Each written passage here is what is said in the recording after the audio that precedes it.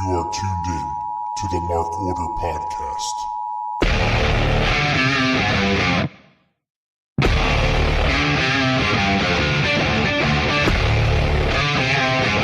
Join the Mark Order.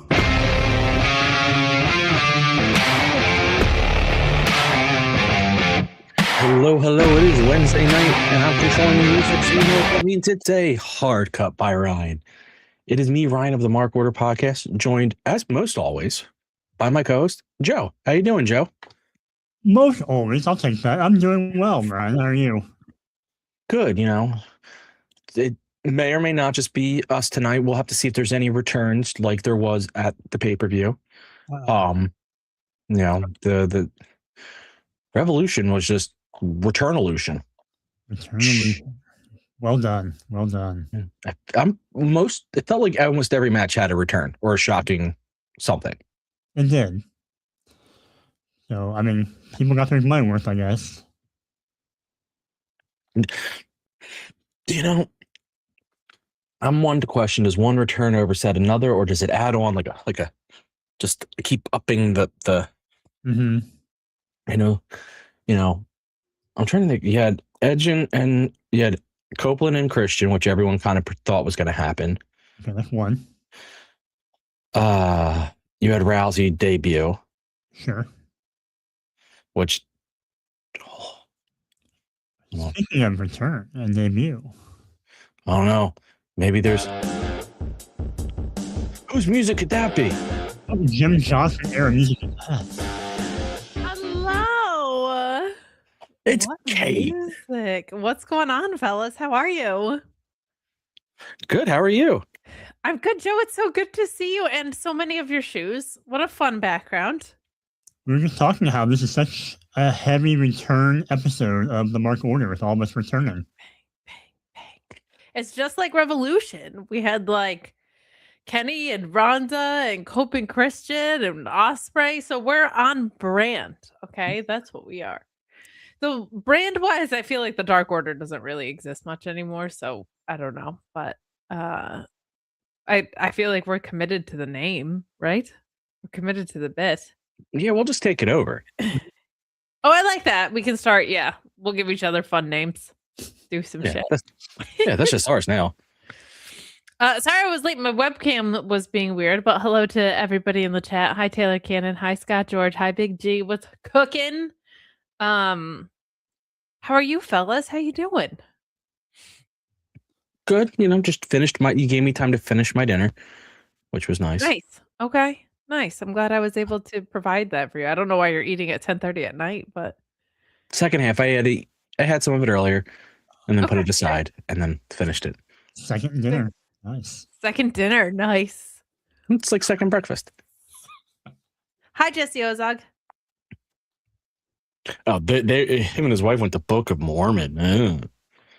This was like not a great episode of Dynamite, so I think you actually made the right call. But we'll talk about all of it. Did you guys get into the episode at all, or were you just yapping before I? We just started. You just got to us. Mm-hmm. Oh God, that means I can focus on my work, and I don't have to placate with Ryan here, which is good. But Joel, we missed you last week. How are you? I'm doing well. Just living the life out here. Living the dream, right? Yeah. How was it being back with Ryan last week? You know. How many songs did he sing? 0. I don't think I was singing. Many. You're just encouraging me to sing this week, though, Joe. How many bad puns did you make? Oh, as many as I could figure out. But Kate was there with me. That's the thing. Yeah, that one I can't really. That's a pot kettle situation if I ever heard one. But more people pilot into the chat. Hi, Tim McFell. What's going on? Let's dig into this because I am so tired. I've done so much packing. And I started a new side gig this week, which I'm very excited about, but there's a lot happening in my world. It's a very nice paying side gig, so I'm not mad about it. I'm not mad Kate, about I'm gonna tell everyone what it is. She's selling drugs, guys. Yeah, so I want you to stop. We're gonna get banned now. YouTube's gonna take down our shit. I'm kidding, YouTube. Yeah. It's a joke, YouTube. I'll tell you what hits like a drug though. A Will Ospreay return. Well, let's not go into depth, but let's talk about the pay-per-view at all. I thought the in-ring was insane. I thought some of the booking was weird. I felt like some of that weird booking carried over into tonight in ways that I don't love. But there was just some absolutely insane matches. Takeshita and Moxley, Brody and Swerve was super, super fun. Andrade and Bandito was probably my match of the night, and that was just like a for funsies kind of thing. And then the main event was obviously insane and had huge implications. Fight Club Select breaking the news that Adam Page was going to be out for a little bit. Had some plan timed off with it is well deserved, because I think the only time he's stepped away is when he's like had kids. Even when he was concussed, he was still doing promos and stuff. Like he was still around. So good for him. But I want to know what you guys thought of the pay-per-view. Joe, did you even watch it or did you run from the grind? I walked from the grind a little bit. Okay. I wasn't able to watch it, so I had to go back and kind of catch up on what was happening with everything. It is like a full work day, so it is a lot to ask. But did you have any thoughts overall or anything that you found like to be outstanding? I'm not sold on Rousey being back or being officially in AEW. That's still kind of I don't know if the juice is worth the squeeze. And I'm up in the air as far as how gruesome the death match was. If it was too much, if it was justified, I'm still having watched various playbacks and highlights of it, I'm just kind of on the fence. I'm glad you brought that up, because I was actually talking to a friend about this earlier, and he had said he felt like the rivalry wasn't so heated it warranted that animosity, which that I actually agreed with, but I felt like because it was all or nothing for Hangman, it was warranted. Like I felt like it was less about MJF and Hangman and more about Hangman versus this thing that his whole mental health is contingent on. Like I felt like he should be going to the strongest lengths for it. I will say I'm not like a deathmatch sicko anyway. Like I don't hate death matches, but I'm not like a bloodluster. But like there is a point where there's diminishing returns on this stuff. Like there were like 3 other matches where people got busted open. There's these type of matches happen really frequently, and I feel like some of the animosity either A, wears off, or B, you have to go through really, really, really extreme lengths, like Joe had mentioned, to make them stand out in any way. Ryan, what were your thoughts on the pay-per-view? I want your thoughts on Ronda too, because that's been certainly a hot topic. But what did you think of the pay-per-view overall and the Texas death, as it were? So I do agree with both of you. There's a diminishing return on the amount of blood and guts you can have in a single pay-per-view. They should realistically be like, all right, 2 at most, and they need to be spread out. Like 1 early, 1 late to keep the flavor different. And all that does is change up the pace. It makes the ones that happen hit a little harder. I kind of expected, obviously, MJF to win. Didn't love it. Sure. I don't love the condition. The questionable booking there to me would be have him win pretty much straight up. I felt like you really, just in case you ever need it, having him do something that was even beyond Texas Deathmatch cheating would have been worthwhile, just to give you an out if you ever have to use the out to get Hangman back into the title picture. But that's just me. I'll speak on most of the booking decisions as they relate to tonight, because I think some of them, I may not like them, but they make more sense based on where I see they're going with certain things. Rousey, Joe said it best. I don't know if the juice is worth the squeeze. Like, you're not, obviously, I don't think she's signed to like a deal. She's got a fight or something coming up. Like, she's a one-off if she's anything. I mean, she did that ROH match however many, like a year or 2 ago or whatever. Yeah, like 2 Decembers ago. Yeah. I didn't love her last WWE run, so I don't know why. Like, there's It was nothing in awful. this time. Yeah. I get it from some standpoint. Like, it. I don't. I'm one of these people who doesn't necessarily agree that you should constantly be chasing the casuals, like that mythical casual. I think you should focus on your core fans because that's who's going to sustain you as a business. But I do understand the concept of big names do sometimes help bring in people that no one else might look at. And whether people want to admit it or not, she is a big name. People know who she is. So even if they don't like her, they might be like, what is she doing? Let me see this. But yeah, I'm not sold on that at all. She might be bringing the boom, is really what you're saying with the celebrity integration. I get where you're coming from. I'll say this, like, part of my responsibilities at Fight Club is first and foremost not to talk about Fight Club. So I'm really punting it already, but it's to like look up stuff like how many views did the return segment get and things like that. I don't know what AEW's benchmark is for like what they consider good. I know WWE's is about 1 million. Hers had like, I think 500,000 on the long video and like 750,000 on the short. And I was like, let me go and see what her ROH match did. And that had almost 2 million views. That had like 1.95 million views. And I was like, okay, so I don't think 2 years ago Ronda and present day Ronda have that much difference between them. I do also think that AEW fans will judge her based on the in-ring more than anything. Like, I think there's a lot of people that have a lot of issues with Ronda, and that's completely fair. And then there are people that don't give a shit at all about what somebody says outside of the ring, and that's their prerogative too. But it's like everybody got so mad about the Will Ospreay thing of him including Paul Robinson, who had Me Too allegations or speaking out allegations. And then he showed back up at the pay-per-view and everybody was so excited to see him. Like, these things aren't long-lived. And from those numbers, what it tells me is like people have more of an interest in seeing Ronda in the ring.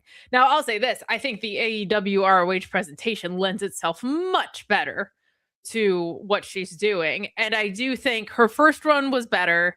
Her second run also, while abysmal, and she was a part of it, so she's not exempt from that, obviously. That was like the end of the Vince era. And I think I learned this from a talent who was in WWE at the time. The rules that they just had on people at that time were insane.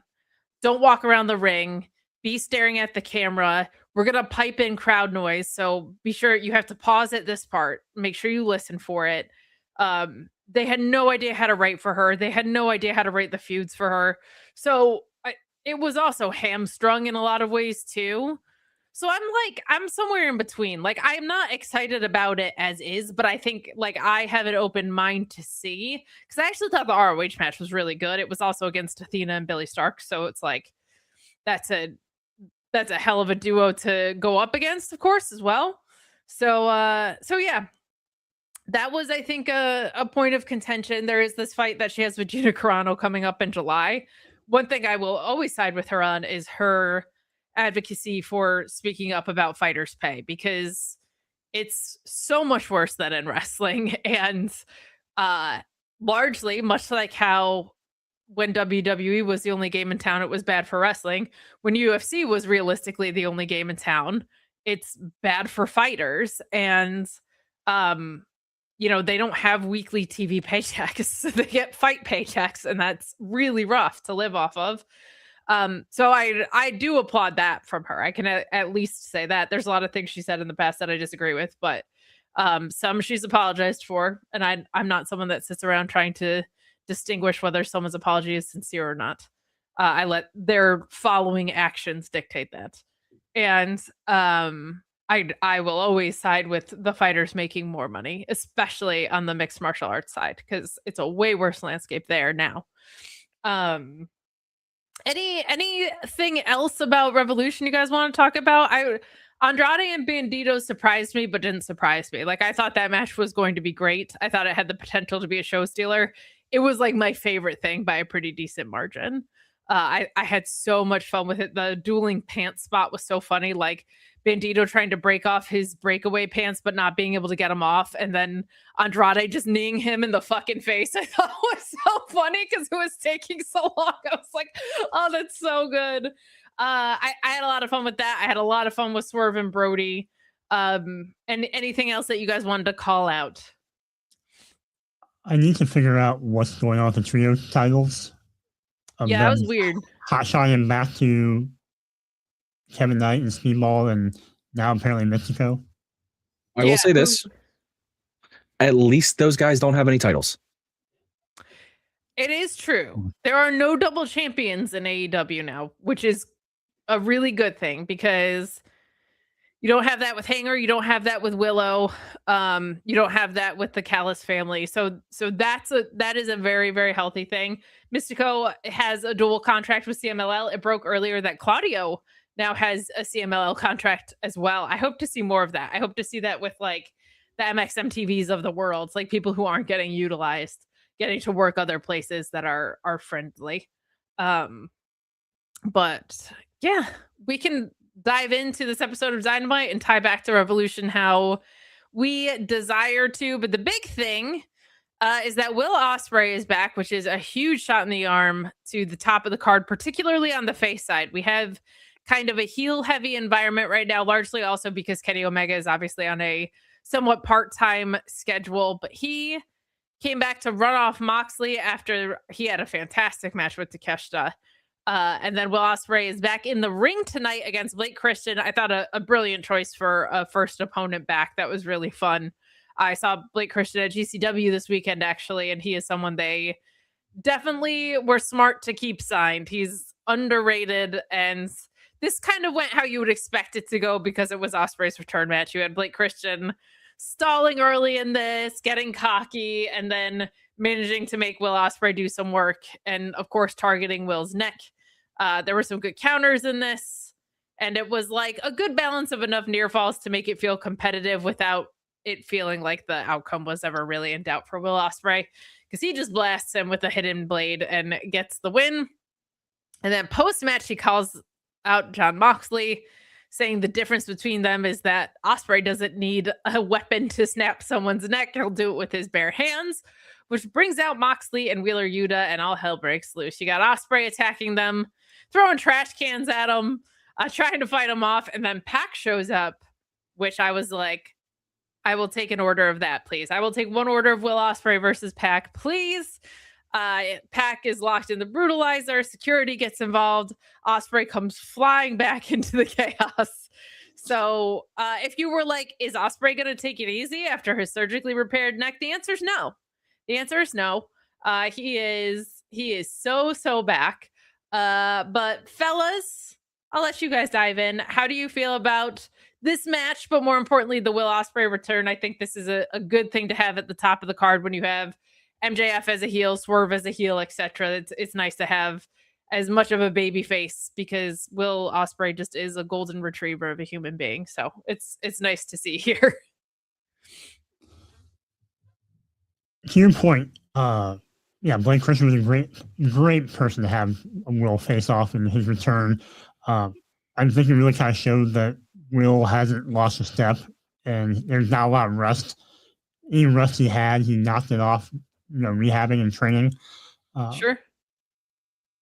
I like the fact that Blake didn't work the neck, the DDTs, but Will and Moxley, I like the fact that we're revisiting this now, and to the point of, needing more faces now. I was wondering what they were going to do with Moxley since he was kind of a tweener/face. And I wonder if they push him back and being more heel with the program with Ospreay again. I was talking about this on the post show at Fightful after the pay-per-view, and I hope that this is like the version of Jon Moxley that put Ospreay out is not the version of Jon Moxley that we have now. So my hope is that like this anti-hero version of Jon Moxley, where he's a good guy with all these bad friends, and Will Ospreay coming back for him forces the Death Riders to kind of look within, and say like, who is our leader? And like a Jon Moxley identity crisis would be kind of nice because we haven't had. Jon Moxley's been a lot of things. He has not been someone that doubts himself. I don't think he has to doubt himself here, but he needs to doubt his surroundings a little bit. Could be a really, really fun way to go. Ryan, your thoughts on all of this? I think it's actually on Sunday that Will Ospreay is consistently the most over wrestler I've ever seen. Yeah. He walks out and he gets cheers, no matter like huge ones. People just love him. I guess it's that golden retriever energy.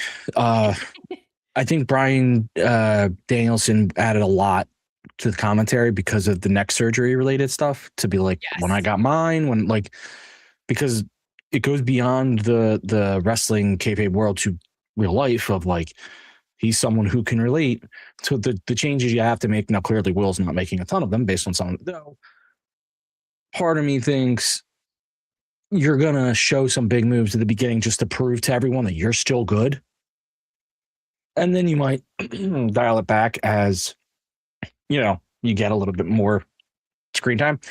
So your point with Danielson, though, he was like, I like that Will Ospreay is mat wrestling right now. Like Danielson, like talking about his own neck surgery and talking very honestly about the way he had to adapt himself a little bit, I thought was good.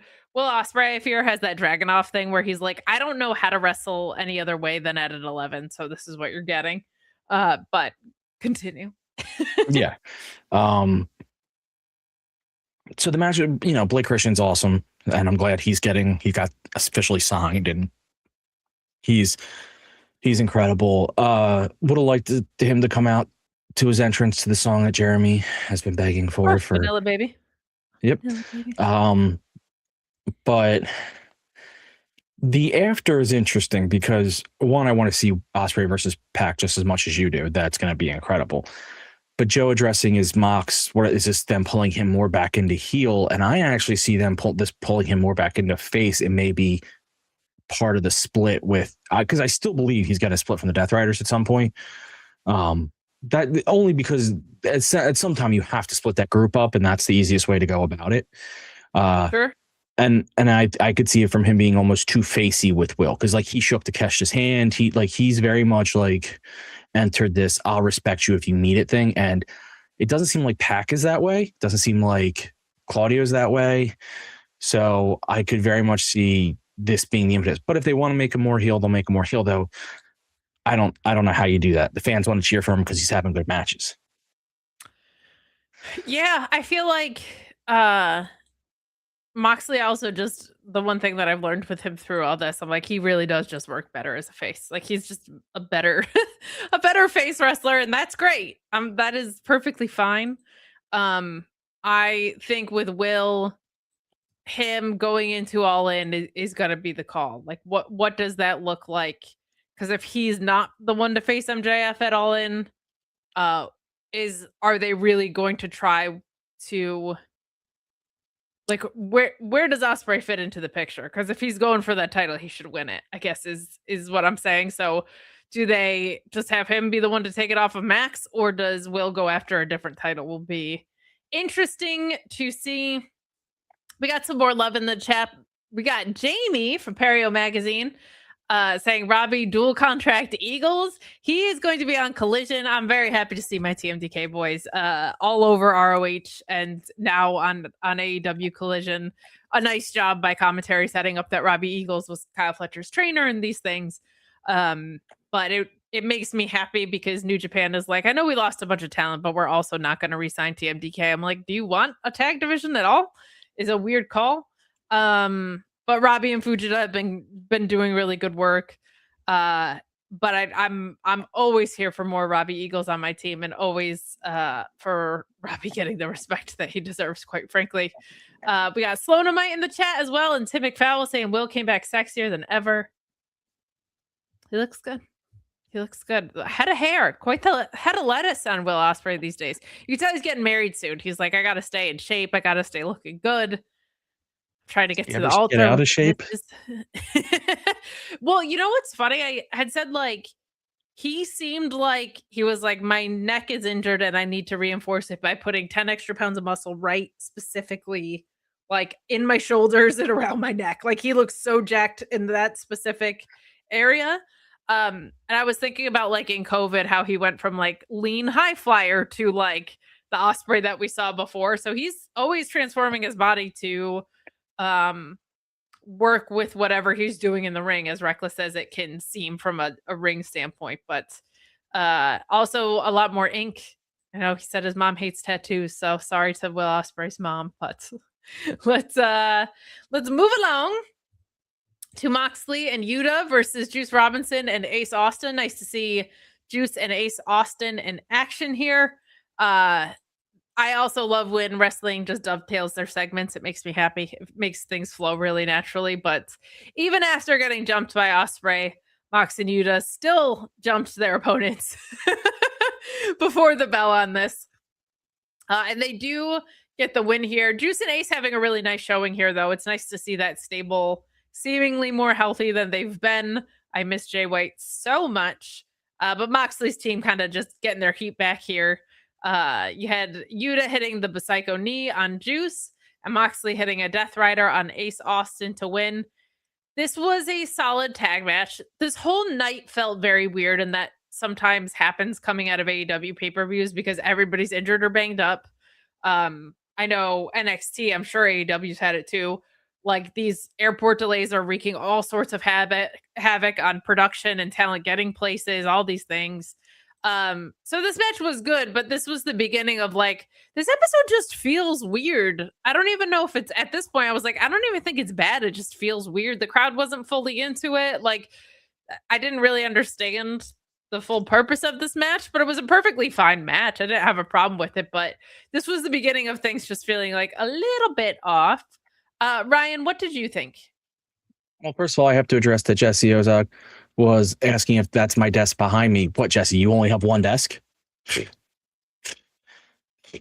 Well, I mean, it's a fair question. Yeah. You also have a broken clock on your monitor because it just stays the same. Well, it just paused. All right. Well, I'm just saying, like, those papers are never sorted through. Do you ever just like dust anything? I mean, come on. No. I have someone for that. It's a fair question. One thing I noticed is that Juice got a lot of Juice chants. Maybe they should take advantage of the fact that he's very, very popular with fans still. I know they've had a rough go of it between his injury and Switchblade's injury and the one gun injury. And I'm blanking which one it was. Colton injury.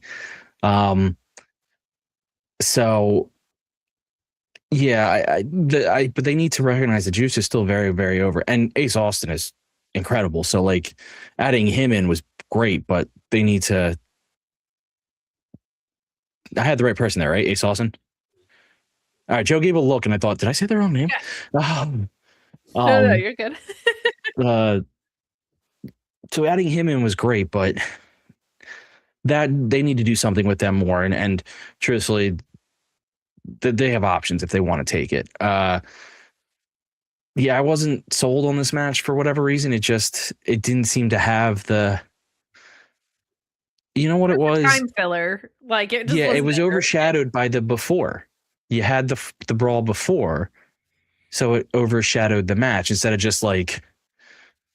Yeah, it just didn't feel like it meant anything.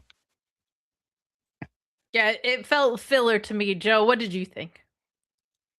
It served its purpose. It, like you said, it got the heat back for the Death Riders. It felt like somewhere between a Rampage match or a Collision match from maybe, I don't know, 8 months ago. Sure.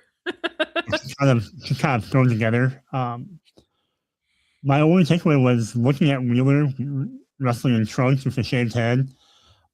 He looked kind of like if the Ringmaster had a smaller, eviler twin. Okay, I can see it. So are we getting Stone Cold Wheeler Yuta? I'm here for it. I can see that. I feel like maybe a nephew situation Mhm. with Wheeler. He could pull off the bald. I gotta say, like he looks all right. I'm not mad about it. I'm not mad about it. We have Kylie in the chat who said she wanted to she's watching the show, but she wanted to pop in and say hi and that she loves the Solid, she loves the Mark Order family as much as the SGS family. Thank you, Kylie. We always love it when you're here. You're always amazing vibes. Amazing vibes, which is more than I could say for this coffin match. This was bad and weird. I've Actually, if you want to describe it, Kate, can I just describe it real quick? Sure. Watch the first 5 minutes. It's a car crash. Touche. This was the second week in a row they tried to do a pre-tape into a live spillover, and it has worked neither time. The Dogs losing on Sunday, I thought was a bad call, and for Darby to win this, I feel like makes it even more stupid. You need a trio like the Dogs to feel important and get wins, and if Darby didn't need to get anything back out of it, that's dumb. I am not a Darby Allin hater, as some people are. Certainly, my co-host and Alex Pulowski is frequently, but we have gone on a little bit too much with this. Darby just beating the hell out of a guy who's unconscious and in a straitjacket as a face is bad. That's dumb. That's stupid. It's illegal, and that's not babyface behavior. And I liked Danielson on commentary being like, why doesn't he just put him in the coffin if he's unconscious in his straitjacket? This was horribly produced. Like, the chemistry was just weird, maybe because Gabe Kidd was fighting in a fucking straitjacket. But, like, whoever put this match together just did a bad job. Like, this made no sense. The pre-tape into the ring was so bad. I hated this, to be honest. And I actually really liked the refreshed image of Gabe Kidd, like when he wasn't Death Rider Gabe Kidd when he first came in. Like the initial matches with Darby, I felt like had so much heat, and then they built it out into the trios angle, and it was good. This was just bad. Like I thought this was maybe the worst coffin match that they've done. I hated it. Almost everything about it failed, and I feel like it was a tremendous mistake to bury the Dogs on their way in. I think it was really stupid, and it feels like they went out of their way to bury them, though I don't believe it was their intent. But it's like Dave Finlay shows up, Roddy Strong takes him out with an elbow, which is fine. He's Roddy fucking Strong. Like, he knows what he's doing in there to make it look good. Right after the Dogs win, Roddy Strong takes him out. Then they lose the match on pay-per-view, and then Darby, as a babyface, after a car accident with an unconscious Gabe Kidd, puts him in a straitjacket, continues to beat the hell out of him. What? And then he wins? This is bad. And normally I'd be like, you know what? If Darby is turning because his recklessness is like bringing him to the dark side, I'd say that's good. But no, he announces that he's going to go after MJF after all this. I hated all of this. I thought it was trash. Joe, we'll start with you. What did you think? Were you a little softer on this than I was? Because I was like, bleh. No, it was. I'm tired of coffin matches. I think we've done too many of them. They don't feel special. I don't know why you would challenge Darby to a coffin match since he never loses them. Also, don't love the idea of beating Gabe Kidd like this, like you said. Yeah. Darby, I don't mind his regular matches, but all the extra gimmicky stuff they do sometimes to try to go over the top of things isn't for me with him. And I know he gets away with a lot of it because he's smaller and people like the fact that he does all this crazy stuff because he's a small, I guess, undersized underdog compared to some of the other opponents. But Yeah. it's not for me. The best part, I guess, of this match was that hopefully it gets Gabe Kidd and the Dogs away from Darby. So hopefully they can build the Dogs back up again so they can, God forbid, go after a trio title or, establish themselves as the trios, take on the Death Riders, just, and I guess, I don't know, just really force their way and make themselves violent again. Yeah, I feel like they now have the pieces for the trios division. You added the Rascals, you added the Dogs. They like could get out of this chokehold of putting them on a tag team with a world champion, which is still what they did with Mystico, by the way, because he's champion at CMLL. So and that was also very weird on the pay-per-view because Speedball and Kevin Knight hadn't been in the same ring together as a tag team in forever. So that was all really weird on Sunday. I hate it more in retrospect, but I do hope that they are shaping up the division to function like a division again.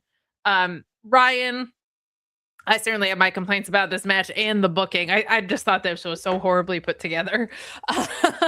You're generally lighter on things than me. What do you think? I don't like the match that much at all.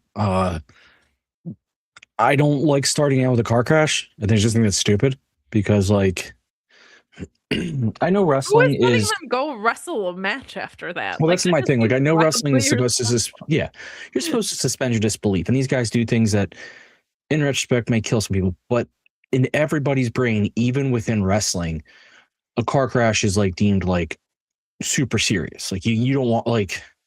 Sure. So that I don't love what they've done with the Dogs. I truthfully, the decision to have Darby, not only Darby win tonight, but the Mike after, I don't like it, but it actually made sense and improved it because at least you're making the whole thing is that Darby's going for the championship. If Darby beats the Dogs and just goes nowhere, what are we doing? This way, at least the Gabe is losing to the next strong for a reason. Yeah. Yeah, like Gabe lost to the next big number one contender. So I get that. I don't love it. They're easily rebuildable at this point. Like you haven't killed them or anything. They go and they win a bunch and everyone forgets, especially because AEW audience will be dying for them to be successful. My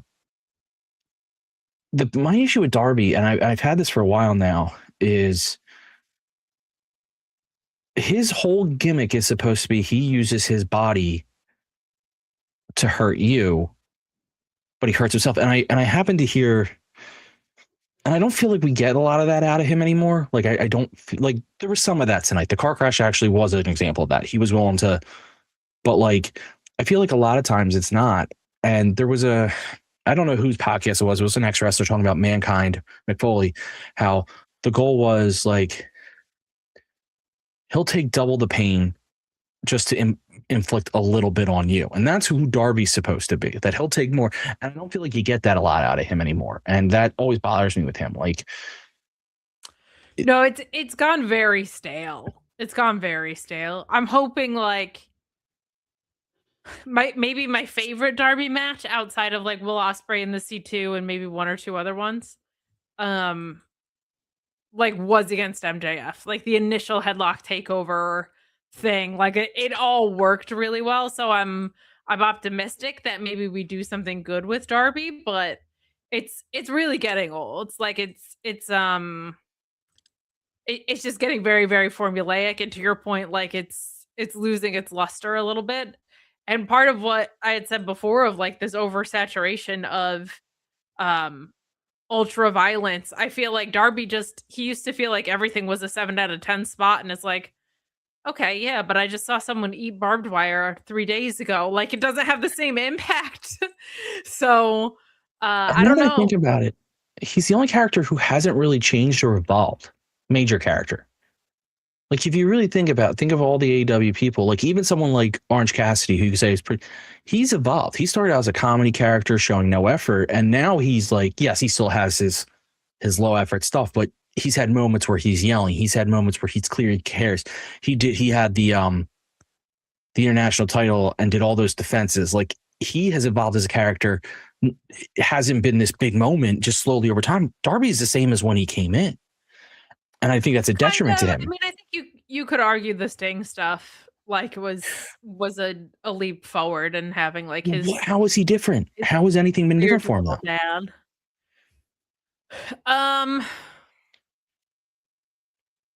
I think the belief is that like we saw him at that point doing stuff for other people, right? And like under tutelage, but like it certainly pales in comparison to the evolution that we got with like an Orange Cassidy. Like I think that's a very fair thing to say. Like that felt, and it also feels just undone because like Sting's not around anymore, and then he kind of just goes back to being this guy. That's what I'm saying. He just feels like the least changed out of everyone I can think of in AEW. And I also, not for nothing, but it's like, bro, you went and decided to climb Everest instead of, I'm sure MJF will call this out because he's really good at this. But like you went and climbed Everest instead of going for the title last time. Like I don't feel like you actually care about it. Yeah. Like it doesn't read as you give a shit about the world title. So they're gonna have to do some work with that to make me care about it. I do appreciate that they're shaking things up at the top of the card, but this was not a good match. We have Kenny Omega and Swerve Strickland exchanging responses here.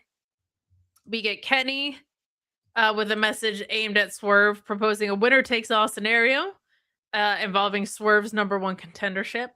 And then we also have Swerve later, very calmly but dangerously, calling himself Mr. Danger, saying how he's chased this his entire career and that he wants a rematch with Kenny, but he wants something bigger and he wants his EVP status. And if Swerve wins, he becomes a new EVP. That is a hell of a stipulation to make the rematch feel really big if it weren't for the fact that there is a promo in which Kenny says he's no longer an EVP. In AEW canon, he's already given this up, and there are some continuity czars back in AEW creative that I'm kind of surprised missed that or dismissed that. But I was like, this would be great if Kenny didn't already give this up, but he did. I don't think it matters too much because I have the feeling Kenny's going over anyway. I think he's probably up for Darby pretty soon, especially with those Canada dates around the corner. So I don't know. I just was kind of like, this would be so cool had it not already been addressed. In kayfabe. Ryan, we'll start with you and then we'll ping pong over to Joe. Wait, when did Kenny give up his EVP? Like right when he came back in that feud with Takeshita, he had said that he doesn't have the baggage of being an EVP anymore. Oh, I don't remember that at all. Clearly, they don't either. Listen, I liked the promo. I hate the stipulation either way. What is the purpose of giving Swerve the EVP? That's just, and either he loses and doesn't get it. And because he loves nothing more than making the lives of the former EVPs miserable, right? Like that is so. We just went through this with the Bucks' EVP. Like we're barely like. That's such a played out storyline. I hate. Like I guess just it's my personal thing. I hate that storyline of like the heel has power and abuses it. It's been done so many times. Just. Yeah, but my part, what I was saying was like it's his character arc is that he has already done everything he could to Hangman. He's already done everything he could to the Young Bucks. Now he's trying to take out Kenny Omega, and the crowning achievement of wiping out the Elite would be taking the power that they all gave up or lost. So I think it works for him as a character, but I understand what you're saying. Oh, I have nothing to do with the character. Within character, it doesn't work anywhere. No, within character, it makes whatever. I'm. This is more just straight up writing, I guess you'd say. Like, why is Swerve like you're going to hamstring yourself now to the fact that he's going to be the evil heel with power? He's going to be what has literally existed in wrestling since the mid 90s and has been super annoying. And you just got the Bucks away from the EVP title because people were getting sick of it. Don't do it again. You can avoid it very easily. I think it works with this character because the motivation is very clear, but I also understand being very tired of that trope. Like that makes perfect sense to me. You get it. So okay, for one storyline but then you have the next one and he still has that power. And you have the next one and he still has that power. Like that's the problem. He's been chasing all the guys that had that power, and he didn't. Like he tried to do things the right way with Will Ospreay and dismantle the Young Bucks from having that, right? And so now that he's a bad guy, he's like, you know what? I specifically went out of my way to not try and take it, so I'm gonna try and take it. Makes sense to me. Again, we're talking two different things. You're talking his character, and I'm talking the writing. You'll get one story of him with that power within the Elite. I get it, but then he has that power going forward. So every story he's in, he has to use that power. Yeah, but I don't think he's using it anyway. I don't think he's winning it. That's then why even like I guess the whole thing just is to throw some stakes on it and to motivate a rematch, I think. But I think 1LT's got it that Kenny is winning and we get MJF and Kenny in a dynasty because it's in Canada. But Joe, do you think you're on Ryan's side here? Or do you agree with me because I'm right and pretty? Can I be on my own side since I'll be in the middle? Yes, but you're definitely very pretty though. So like you lean my way a little bit. Well, we are both wearing blue. It's true. It brings out our eyes. Hey, Kate. I just want to say. Cool. Did you just call me ugly? You basically called me ugly by playing that. That is so rude. The EVP thing, I get that, like you said, they needed some kind of stake put on this thing. Other than, I thought you could have achieved that just by saying, I just want your spot in the pecking order of, he already championship title shots. So I don't know what the EVP thing does for him. We talked about it here a minute ago about when him and Ospreay beat the Bucks, and they were pseudo EVPs for a week, and then they gave that up. So apparently that wasn't important to him then. I just don't know. To me, it wasn't necessary to have an EVP stipulation. I think we could have got there by just wanting Omega's spot because he's been the golden child of AEW since day one. Sure. I think that's fair. I'm just letting you guys know that I would like to be the EVP of this podcast. So I think my record speaks for itself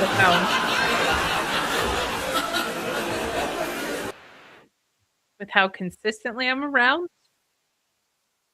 I feel like this is very senior management. Right.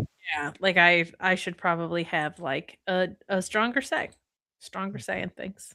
So guys, thanks for chatting along with us. I was just promoting on the old Twitter machine that Ryan said I am pretty much too ugly to be on camera. That's essentially what I heard. So why Ryan hates women, I don't know, but is that why you're only here about once every 3 weeks or once every month? It is. Yeah, we can't coexist. Like we can't share a lot. I can't even retweet it to prove that you're right. Well, this I quite liked. Speedball versus Mark Davis. Mark Davis is pissed because he lost the trios titles. Speedball says that he's following in Kenny Omega's footsteps because he's Canadian and he is a former trios champion, just like Kenny Omega. And he also just seems very nice, that Kenny Omega does. But Mark Davis bringing some power in this. Mike Bailey just continuing to be very impressive. One thing I love that AEW has the room for is people to just be over on their wrestling. And that's been Mike Bailey's trajectory since he's come in. People were like, he's got a cool mullet and I like him in the ring. I like you. I'm cheering for you every time. And it's great. Like we have these huge chops and pile driver and we got a BT bomb tease and it feels like Mike Bailey was done for. Like they put together a nice little hope spot here. And then we get the time and adventure hit by the Ultimo weapon for the win for Speedball Mike Bailey. This felt in a very weird episode like something good. I liked this. This made sense and the match was good. Joe, do you agree with me? Because I'm so pretty funny and smart. You're here. The match itself is great. I like the components of it.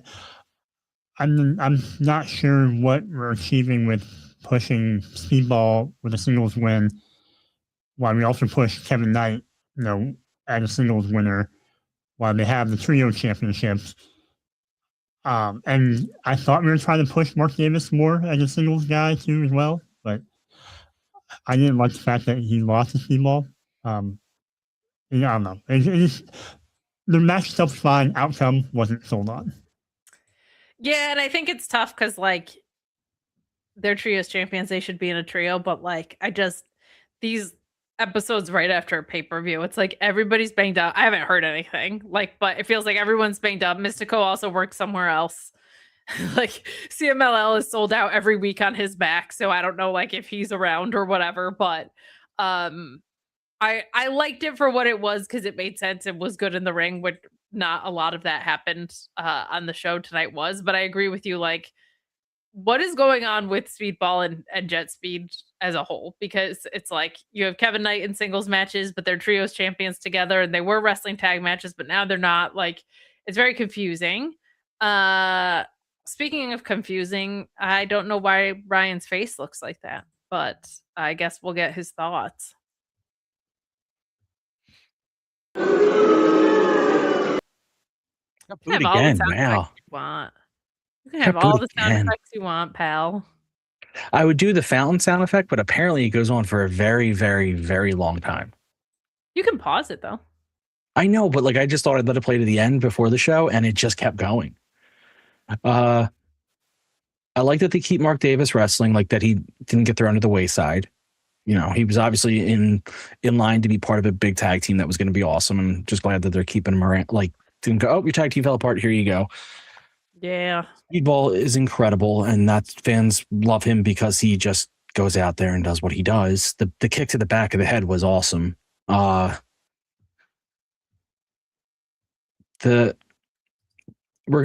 trios thing. I'm happy that the champs don't have any other AEW belts. Yes, that is good. But it feels like this is all in Speed and a guy again. You know what I mean? Exactly. Yeah, exactly. And it also feels like it's in service to splitting up the eventual split of Jet Speed, which you could have done without the belt. Yes, I agree with that too. Sorry, somebody sent me something that I should pay attention to right now. So I'm going to set up this Nina and Marina situation and tell you that I thought it was stupid. I don't know why Marina Shafir loses to Toni Storm to then lose to Mina Shirakawa. The big thing of this is who took out Toni Storm. I'm pretty positive it was Ronda Rousey, but from my understanding, Toni Storm is supposed to be sidelined for the foreseeable future, and that it's probably longer term. I think Sean had heard that. I certainly heard that. So I think Toni Storm is going to be absent for a little bit. Why you build Marina to be the problem, to be this badass, to be a threat, to lose to Marina Shafir or Mina Shirakawa, who just doesn't win on television, sucks. The breakaway champagne bottle spot, though, was great. So I liked that. But I didn't like the booking. But I also feel like this might have happened on very short notice. So Ryan, we'll start with you and then ping pong it to Joe, and I'm just going to see what this person wants. 1 second. All right, I have a theory that's in no way accurate, but I'm going to go with it. And that is that Mina attacked Toni. And she's actually a bad person. And she was in the room because she initiated the attack. And that's part of why she got the win tonight, because we're going to start an arc where she secretly, you start to see her evil come out. And again, there is no justification for me saying this. I just think it'd be the most fun outcome of the whole thing, which is we slowly start to see her evil over the course of months. And this way, whenever Toni does return, sooner or later, whatever, she has an instant feud with Mina to rebuild into. Otherwise, yeah, I don't get why she wins against Marina. You just built Marina up to have her lose. You're right about the breakaway bottle spot. That was cool. I was wondering if we were going to see Ronda at the end of the match. I'm glad we didn't. I don't think that would have helped tonight at all. But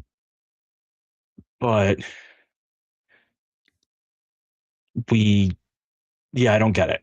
I'll just leave it at that. So that's why I'm going with the Mina caused the injury. Joe. I did think about that. I did think about the whole Mia might have caused injuries, so she was in the locker room and was right there at the thing. I don't like the booking outcome as well. I don't think Mia was credible to beat Marina. I'm torn because one part of me doesn't think that she should beat Marina in a no holds barred match. But on the other hand, because of no holds barred, it allowed Mia to use the champagne bottle as the one way to beat Marina. But to Brian Danielson's point, no holds barred, I guess, apparently means that you can use weapons, and it's not just holding onto a hold for a long period of time, which I guess that's a thing. I just don't understand what's so wrong with holding your bards these days. You know, no one wants to. But I do have to admit, okay, guys, I'm going to release the scoop so that Mark Order has. I know what's going on with Tony. She's time traveling. She's timeless. Do you need to time travel when you're timeless, though? That's the problem. She shouldn't be, and she got caught. Okay. She was running from time because she was timeless. She kept running away from it, and it finally caught her. I actually did just get a message about a scoop that's going to be up this weekend. I wonder if that's what it actually is. I wonder At what point does she become time more? Whenever she comes back, it'd be so funny if she just added one thing to make it like she aged a few years. What if she became time cop Tony Storm? Ooh, Jean-Claude. Terrible movie. I would see it again and again. It's Tony Khan's favorite. It's so bad, but so good. It's time for the main event. So keep chatting along with us. Joe goes, we get this really fun backstage with Okada, who's like, Takeshita's out here shaking hands with Jon Moxley. Can you believe that? I'm loyal to one family and one family only.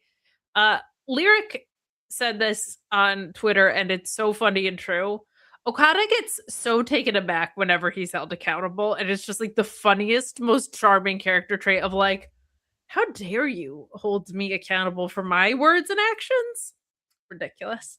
Also, it's enough. Be like, Okada, share your skincare routine or don't, because he is just constantly having like the most beautiful glowing skin. But we do have that promo for him. I don't know why we're dragging out Takeshita and Okada. I was really hoping Takeshita would have a belt and Okada would have a belt and they would unify those belts.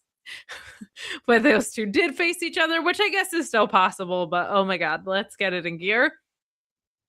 But this was fun. You had the Young Bucks and Jack Perry, who arrived on the Jurassic Express as driven by a dinosaur, which I think is just irresponsible. I don't think you should have dinosaurs driving buses, especially because they have very tiny arms. He only had one arm. And he had it in a sling. And I don't know if he passed look, there's like, not to be controversial, but there's a lot of like questions about licenses right now and like identifying gender. Like if you have to identify species now, I don't know if he has a license. So I'm just saying, like, for me, I would not allow a dinosaur to drive my bus, especially a one-armed one. But that I'm not Jack Perry. He is hanging out with his squirrel and he gets picked up. This is all well and good. The Bucks are just fantastic. Like, if you have a weird episode of a wrestling show, Nick Jackson wrestling is a pretty good way to bail yourself out of it. Like, this was really good. You have the Young Bucks and Jack Perry winning. Surprise, surprise, Rocky Romero took the EVP trigger for the loss here, but this was fast-paced. Okada was super smug in it, which is very fun. You get the Bucks with their big sequence in it. Jack Perry looks good in here too. But we get a post-match promo from the Bucks that say that FTR were the better team on Sunday, but they're going to claw their way back up to the top. They reference having all of their children in the ring with them and how important all that was. And out come Copeland and Christian. And Copeland says, you guys are way too good for this, like, self-doubt. Basically, you guys are the best of your generation. And Christian essentially says, we want to face you in Vancouver. And Christian says, like, we want to prove to you that we're not only the best of our generation, we're the best of your generation too, which is great. So Dynasty is going to have FTR versus Copeland and Cage Part 2 for the tag titles. This was FTR and Stokely showing up. Stokely can walk again. It's a miracle. He does not need the wheelchair. But I feel like we're headed toward a TLC match. It just feels like these three teams and that stipulation, be it in Canada or All In, it feels like that's going to be the way to go. I don't have a problem with the Christian and Cope last run. I think that could be very, very fun. What do you guys think? The floor is open. Go for it, Ryan. I have a couple thoughts. One, the squirrel on Jack Perry's hand just popped me huge. That was just so out of place and just so funny. I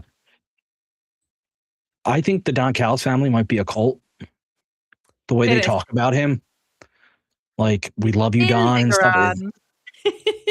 Yeah, it's just like when Trent is saying we love you, Don. I'm like, this is weird. The match itself was fine. I'm with you. They need to get the Takeshita Okada thing done. It's their drag, or not done, like properly started, like into the phase of matches. Because they've dragged it on too long. I thought that's why Takeshita lost. Because I understand your theory at the Verge. My theory was Takeshita losing allows Okada to keep harping on him. Finally, Takeshita snaps. You just make it happen at this point. I know some people don't love the Copeland and Christian thing. I think obviously there's a generation who that tag team just isn't a thing for them at all. But I would remind people that, one, Christian has been nothing but a delight in his entire time in AEW. He has been awesome. And Copeland, the Copeland challenge was awesome too.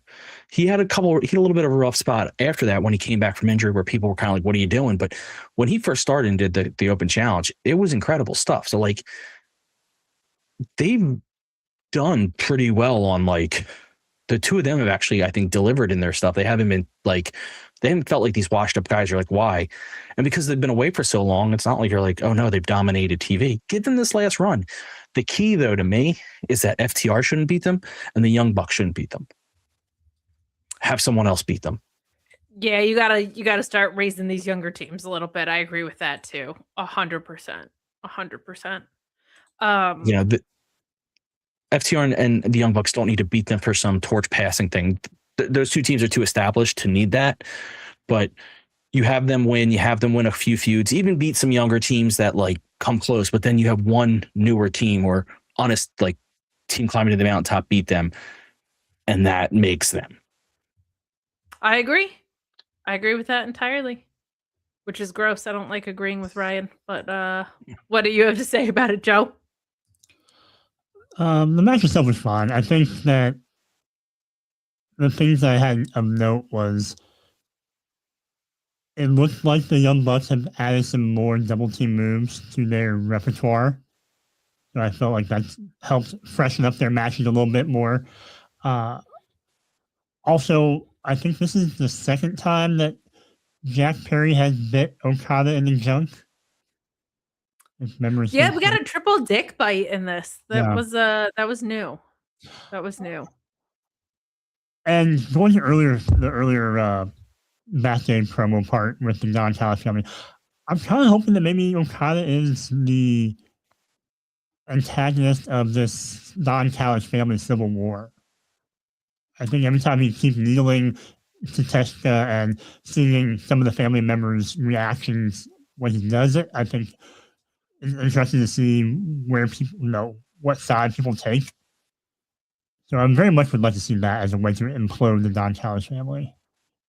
I'm also so intrigued that now that Ospreay is back, if, like,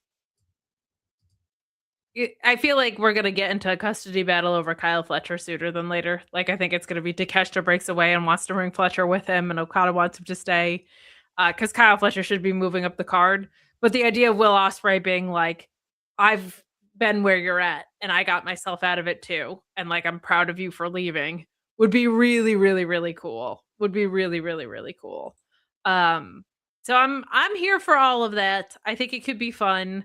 I'm glad something is like moving and shaking a little bit with the Don Callis was in recruitment mode for so long. Now we're at least like we have some stories that need to get into gear, but they are at least there, which is a good thing. So yeah, Jamie is saying Kyle on a pole match. If anybody could sell that idea, it's Kyle Fletcher. 100%. But that's our weird little episode of Dynamite. It was not great. We have a 2-part collision this weekend. Hopefully we get back to our regularly scheduled program next Wednesday for Dynamite.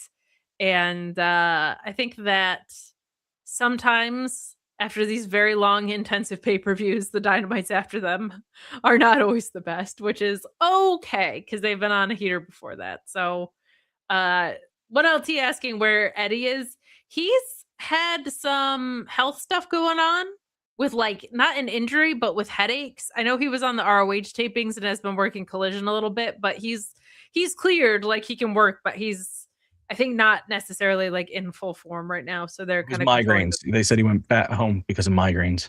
Yeah, that's brutal. I would not be mad about Ortiz and Eddie having a tag run. I mean, that's just like for me, but that could be a very, very, very fun thing. Like after Cope and Christian to put those two together, that would be. I'm here for it too, but migraines are a bitch, and you can't really wrestle with them. So no, they're awful. They're awful. They're just a great way to puke immediately. Yes. But that'll wrap up our show for this week. All three of us in the house at the same time. You know what we didn't talk about, which this will actually be good to close on. MJF gave a great promo, really, really, really good promo, in which he said he was going to Disney World at the end, but worth checking out. If there's anything you guys want to call out from it specifically, feel free to, but he does just a really good job of saying like he's the GOAT. He's had the best dog collar match, the best Texas death match, all these things, but it was just a very good straightforward heel promo. He's really good in these like post-match pre-tapes, which is funny because it's like that's basically what all of New Japan is built around, and he's like always talking about how New Japan is a glorified indie, but his post-match taped promos aren't the best.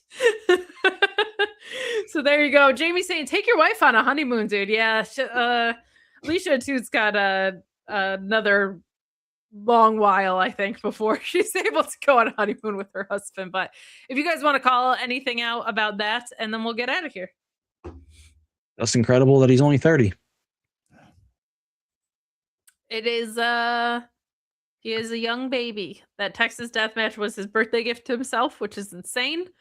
But he can barely walk. He's such a young goat. That's it. But, I mean, how many more years do you have to your 30, Kate? I've got about 6 more. Yeah. I'm 24 years old, and I'm learning the way through my mid-20s, which is definitely how old I am. So, Joe, thank you for pointing out how young I am. I really appreciate it. Since Ryan called me ugly before, where can the good people find you? Oh, I'm over on social media still at _Asian Joe, and still haven't done a cereal review in a minute. Mainly because I haven't found any good cereal to review. Okay. So I am still seeking recommendations. Throw recommendations his way. You are letting people down. You are letting people down. I learned by watching Ryan. I learned it watching you.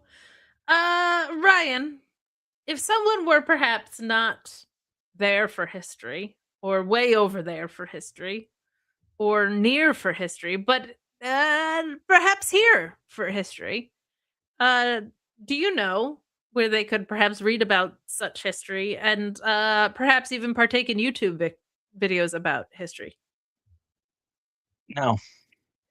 Okay. It's been a great show. Thank you so much for joining.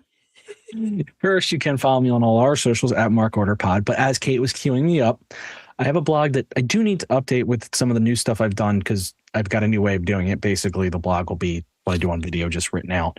Hereforhistory.com, and then YouTube, Here for History, and @ Here for History on socials.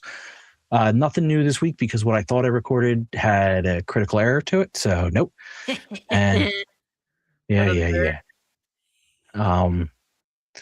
So I will have something out next week and a little more consistent after that. Maybe I'll throw in some different ideas too, so that I can space out some stuff. But that'll be about I was it. gonna make a joke about being like, why don't you go get sick for 6 more weeks? But I was sick for like a year, so I can't even. You're still sick. Who are you kidding? Sick in the head. Crazy. Jamie said I'm so sassy today. All sass and ass, baby. That's me today. You can find me at Fight Club. Not talking about Fight Club, but talking about wrestling at Fight Club. And you can follow me at Miss Kate Fabe on social media.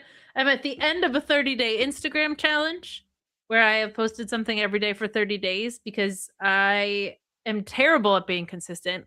But if you tell me money is involved, I will do it. And I was part of a challenge that was financially motivated. So my last day of that is today. I will be back at it once I blessedly move out of this apartment. I'm looking forward to that, especially with New Japan coming back to the States for some stuff. Like there's going to be July G1 stuff happening in Chicago and all sorts of stuff. So we'll be talking about that a little bit more too. But leave a thumbs up on this video. Please subscribe to the Mark Order podcast if you're not already subscribed. It goes a long way at helping us out here on YouTube and audio platforms where you can rate us 5 stars, even though Ryan's on it. And I know that wants to bring you down to like a 3. Keep in mind that Joe and I are here too. Round up. We are, yeah, please round up. Put us in the Tokyo Dome. You know what I mean? Like just give us those extra stars.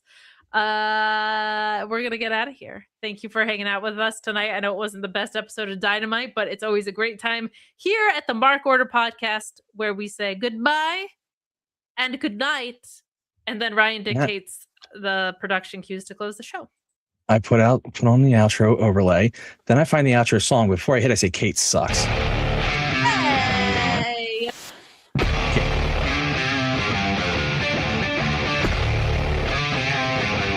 Mean.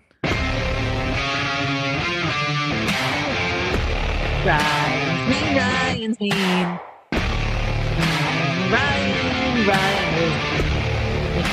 Ryan's mean.